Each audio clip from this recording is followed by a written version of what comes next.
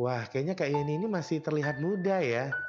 Bisa dikatakan, masih muda, kemudian juga punya, apa ya, sekarang profesi sebagai anggota DPRD. Tapi waktu kecil dulu pernah kepikiran nggak sih, menjadi seorang, apa ya, perwakilan dari rakyat Indonesia di DPRD tentunya?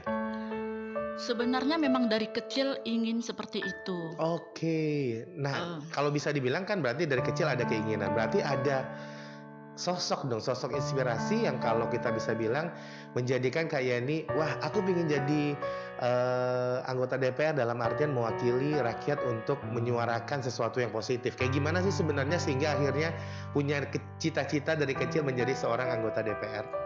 ya jadi awalnya mungkin dilihat dari aktivitas dan juga profesi ayah saya, 32 tahun menjabat menjadi anggota DPRD di Kota Pekanbaru dan juga Provinsi Riau, Oke. yaitu Bapak Rumzen. Mhm. Jadi waktu saya pada saat TK, Mhm.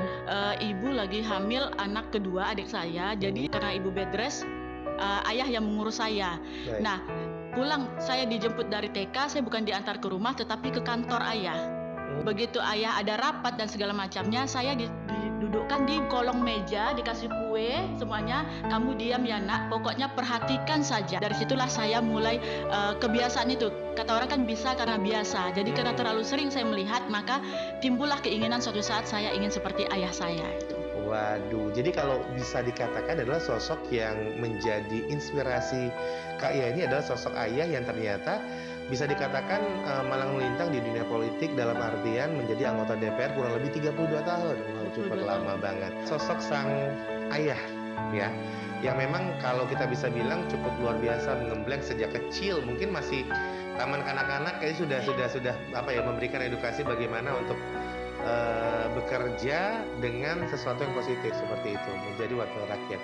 Tapi kalau ditanya sebesar apa sosok sang ayah?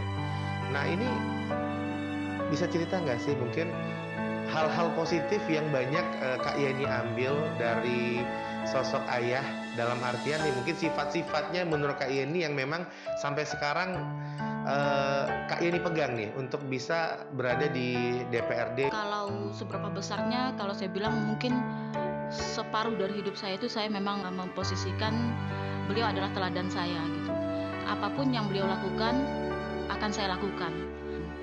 Contohnya, kenapa ayah bisa bertahan di dunia politik, berarti ayah memang, benar-benar tough yaitu punya, rasa juang yang sangat tinggi dan juga rasa empati yang sangat dalam kepada masyarakat. Kuncinya itu, bagaimana kita bisa berempati dan bagaimana kita bisa berjuang di dalam dunia politik itu kan seperti itu. Karena ayah selalu berpesan, "Nak, manusia ini adalah serigala bagi manusia lainnya. Jadi di saat kamu, terjun ke dunia politik, maka kamu harus siap dengan hal-hal yang kamu mungkin kena cobaan-cobaan yang banyak, karena yang namanya dunia politik itu persaingannya sangat ketat. Baik itu secara positif maupun negatif itu akan kamu hadapi. Kuncinya adalah bagaimana kamu melaksanakan segala sesuatu itu dengan penuh rasa cinta dan rasa syukur ya, dan jangan pernah kamu tinggalkan Tuhanmu." Oke, jadi bisa dikatakan memang banyak hal. Yang pertama adalah kedekatan kita kepada Tuhan secara religius, bagaimana keteguhan hati, bagaimana kita bisa juga harus tabah ya, karena kan ibaratnya apapun itu termasuk apalagi anggota DPR itu banyak cobaan, terpaan. Kak Yeni bercerita tentang sosok ayah ini matanya sedikit berkaca-kaca. Waduh ya, atau gimana sih?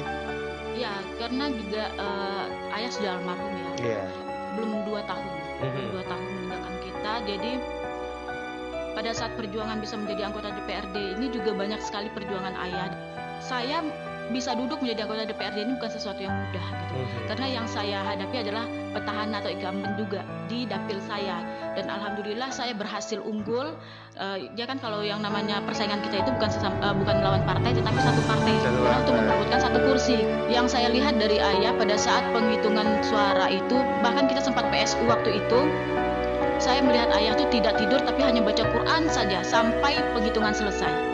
Oke, jadi memang benar-benar bisa dikatakan kalau misalnya dibuat sebuah sinetron ya kasarnya ya, ayahku adalah idolaku, ayahku Pasti. adalah guruku, seperti itu ya. Baik, luar biasa.